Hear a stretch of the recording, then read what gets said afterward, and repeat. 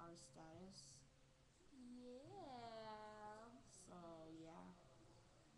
Well, you kind of have to stop with the stuff because when people post something on, if somebody likes one of those statuses, they're obviously gonna get the truth. So you have to like stop. Just because she's your cousin doesn't mean I mean, you get like, we're all cousins, so.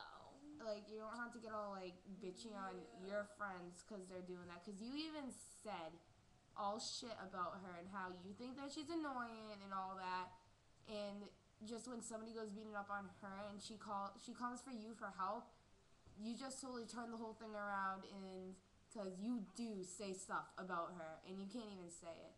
So this is what you get for like the stats because it's really pissing me off. Like when you texted me also, so just friggin' drop it because if you don't, like seriously, I don't even want to get in drama right now. But you have to stop because it's getting ridiculous. All right, bye.